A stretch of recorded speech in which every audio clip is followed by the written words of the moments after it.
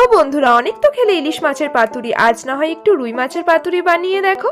তো রুই মাছের পাতুরি কিভাবে বানাবে তাড়াতাড়ি ঝটপট দেখে নাও। তো সবার প্রথমে দেখো, এখানে আমি কলা পাতা কেটে নিয়ে চলে এসেছি। এরপর আর কি মশলাগুলো বেটে নেব। তো চলো।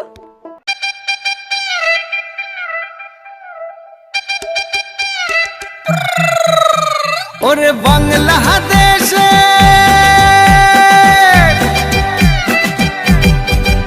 ওরে বাংলাদেশের মেরে তুই এই লাহা দুই লাহা যাস একবার যেই ঘুইরা তাকাস লাগে ঝাকাস পদ্মা নদীর ইলিশ খাইয়া রূপখানা কি ঝকঝকে বানাস। দেখো আমাদের মশলা বাটা কমপ্লিট। আর এখানে দেখো একটা বোলের মধ্যে আমি নিয়ে নিচ্ছি হচ্ছে যে টক দই। এরপর টক দইটা ভালোভাবে ফেটিয়ে নেব।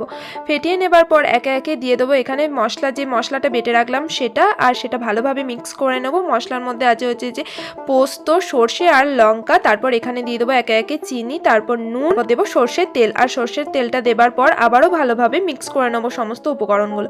তারপর এখানে মাছটা ভালোভাবে এপিট ওপিট ভালোভাবে মশলাটা লাগিয়ে নিচ্ছি। কিন্তু ওখানে আমার যেহেতু পাত্রটা ছোট হয়ে গেছিলো সেহেতু অন্য একটা পাত্রে আবার দিয়ে দিলাম। তারপর আবার সর্ষের তেল দিয়ে ভালোভাবে মাখিয়ে এটাকে আমি 1 ঘন্টার জন্য রেখে দেব ঢাকা দিয়ে। আর অন্যদিকে দেখো এখানে পাতাগুলো হচ্ছে যে মা ভালোভাবে পরিষ্কার করে ধুয়ে দিচ্ছে, কারণ কলা পাতা বুঝতে পারছো পাতার মধ্যে অনেক রকম নোংরা থাকে। তো সেটাই মা ভালোভাবে পরিষ্কার করে ধুয়ে দিচ্ছে। আর পাতাটা না ধুলে তো জীবাণু বুঝতেই পারছো, তার জন্য পাতাটা ভালোভাবে তোমরাও সকলে কলা পাতাটা ভালোভাবে পিস পিস করে কেটে ধুয়ে নেবে। আর এখানে দেখো তারপর শিকে নিচ্ছি পাতাটা, তাওয়ার মধ্যে শিকে নিতে হবে, কি বলো তো, না হলে পাতাটা আর কি ফেটে যাবে, যখন পাতাটা মুড়বে তখন ফেটে যাবে। আর এখানে দেখো সুতো নিয়ে নিয়েছি মাছটা বাঁধার জন্য। তারপর পাতাটা সেকা হয়ে গেছে, এর মধ্যে মাছটা ভালোভাবে দিয়ে দেবো, নিচেতে অল্প মশলা দেব, তারপর মাছটা রাখবো, তারপর ওপরে আবার একটু মশলা দেব, তারপর একটা লঙ্কা দিয়ে দেবো গার্নিশিংয়ের জন্য। তারপর পাতাটা এভাবে ভালোভাবে মুড়ে নেবে, আস্তে আস্তে মুড়বে যাতে পাতাটা না ফেটে যায়। পাতাটা তো ফাটবে না, যদি ভালোভাবে শিখে নাও তাহলে পাতাটা কিছুতেই ফাটবে না। তারপর সুতো দিয়ে পাতাটা ভালোভাবে বেঁধে নেব আর কি, যাতে খুলে না যায়। তোমরা চাইলে টুথপিকও ব্যবহার করতে পারো, বাট আমার কাছে যেহেতু টুথপিক ছিল না সেই জন্য আমি সুতোই ব্যবহার করেছি।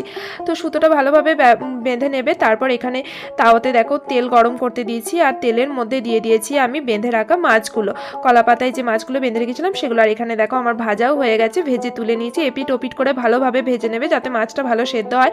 আর এখন ফাইনাল রেজাল্ট চলে আসার পর এখন তোমাদেরকে আমি মাছটা খুলে দেখাচ্ছি। তো কেমন হয়েছে দেখে নাও, কালারটা দারুণ এসেছে তাই না বলো? আর খেতেও সত্যি দুর্দান্ত হয়েছিল। তোমরা সবাই একবার বাড়িতে ট্রাই করে দেখতে পারো। দেখো সবসময় তো বাড়িতে ইলিশ মাছ থাকে না, তো রুই মাছ দিয়ে ট্রাই করে দেখো, সত্যি ব্যাপক লাগবে, তোমরা খেয়েও বলবে সত্যি। আর আমি তো খেয়েছি, মানে জাস্ট অসাধারণ লেগেছে।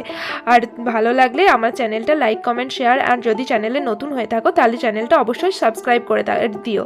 আর এখানে দেখো আমি মাছটা নিয়ে একটু গরম ভাত দিয়ে, কলা পাতা যেহেতু পাতুরি তাই কলা পাতায় ভাতটা খেয়ে নিলাম। তো চলো আজকের মতো বাই।